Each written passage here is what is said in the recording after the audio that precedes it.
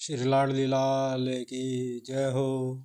भक्तों, आज ये कथा में आप श्रवण करेंगे श्री गर्ग सीता में द्वारका खंड के अंतर्गत चौथा अध्याय श्री कृष्ण को रुक्मणी का संदेश। ब्राह्मण सहित श्री कृष्ण का कुंडिनपुर में आगमन। कन्या और वर के अपने अपने घरों में मंगलाचार। शिशुपाल के साथ आई हुई बारात को विद्रव राज का ठहरने के लिए स्थान देना। श्री नारद जी कहते हैं, मिथिलेश्वर, अब श्री कृष्णदेव के विवाह का वृतांत सुनो, जो सब पापों को हर लेने वाला, पुण्यजनक तथा धर्म अर्थ काम और मोक्ष रूप चतुर्वर्ग में फल प्रदान करने वाला है। विदर्भ देश में भीष्मक नाम से प्रसिद्ध एक प्रतापी राजा राज्य करते थे, जो कुंडिनपुर के स्वामी, श्री संपन्न तथा संपूर्ण धर्मवेताओं में सबसे श्रेष्ठ थे। उनके रुक्मिणी नामक एक पुत्री हुई, जो लक्ष्मी जी का अंश थी। वह इतनी अधिक सुंदरी थी कि उसके सामने करोड़ों चंद्रमा फीके लगे। वह सद्गुण रूपी आभूषणों से विभूषित थी। पहले की बात है, एक दिन मेरे मुँह से श्रीहरि के अलौकिक गुणों का वर्णन सुनकर वह राजकुमारी प्रियपूर्णतम भगवान श्री कृष्ण को अपने अनुरूप पति मानने लगी।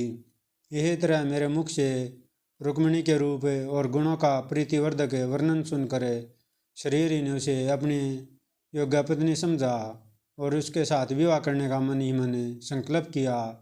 श्री कृष्ण के भाव को जानने वाले सर्वधर्मज्ञ राजा भीष्मक ने भी अपनी उस कन्या को उन्हीं के हाथ में देने का निश्चय किया था, किंतु युवराज रुक्मी ने यत्नपूर्वक पिता को रोका और श्री कृष्ण के शत्रु महावीर शिशुपाल को रुक्मिणी के योग्य वर माना।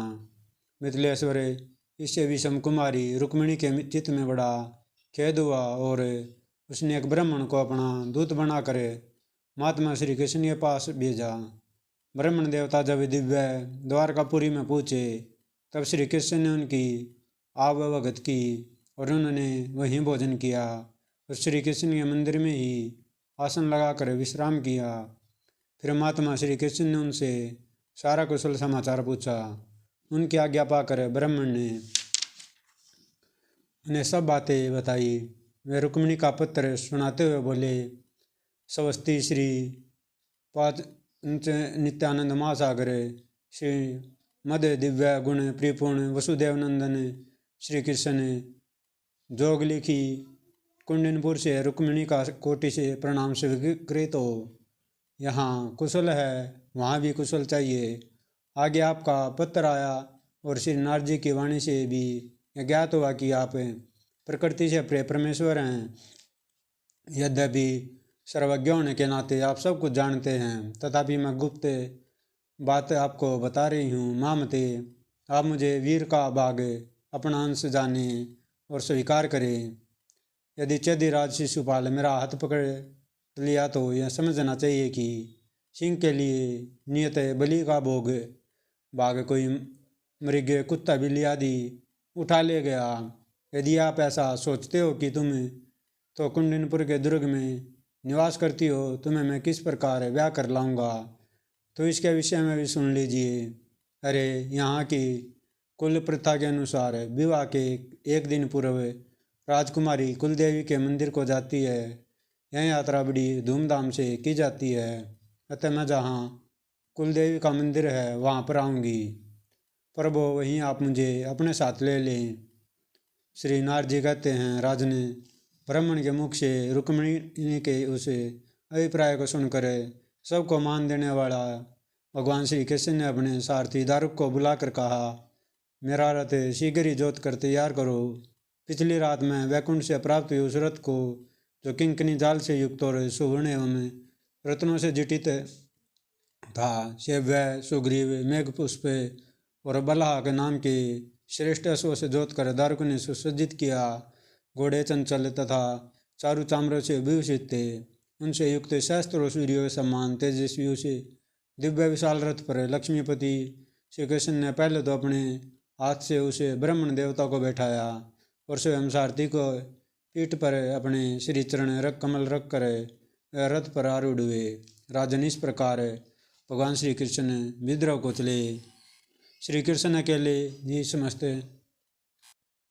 राजमंडल के बीच से राजकन्या को और लाने गए। इस समाचार से बलराम जी को युद्ध की आशंका हुई, अतः वे भाई की सहायता करने के लिए समर्थ बलवान से युक्त संपूर्ण यादव सेना को लेकर विपक्षी राजाओं को जीतने के लिए पीछे से शीघ्रतापूर्वक गए। प्रातःकाल होते होते ब्राह्मण और रथ के साथ भगवान श्री कृष्ण कुंडिनपुर के उपवन में जा पहुँचे। वहाँ एक इमली के वृक्ष के नीचे घोड़े की झूल बिछा कर वे बैठ गए। उस स्थान से कुछ दूरी पर उत्तम कुंडिनपुर दिखाई देता था।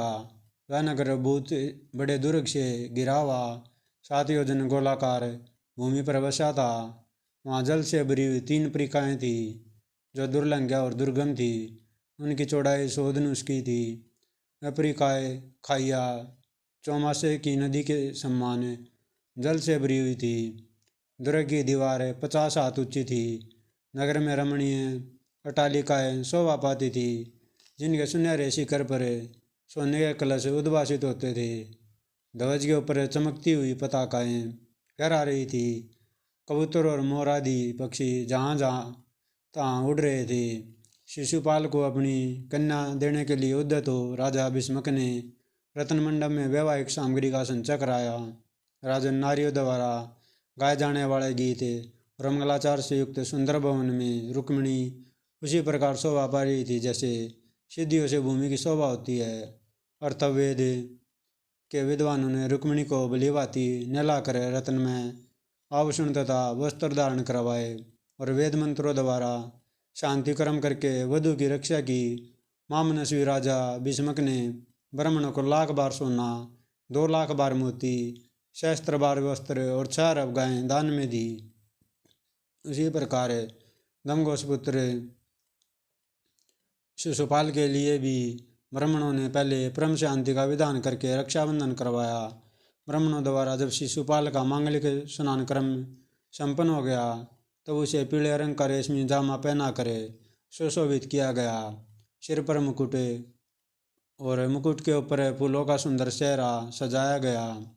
हार, कंगन, बाजूबंद और चूड़ामणि से विभूषित हुए शिशुपाल की मांगलिक गाजो बाजों के साथ गंध और अक्षत द्वारा विशिष्ट पूजा की गई। आचार लाजो खीलों से शिशुपाल को सुंदर वर सजाकर उच्च हाथी पर चढ़ाया गया।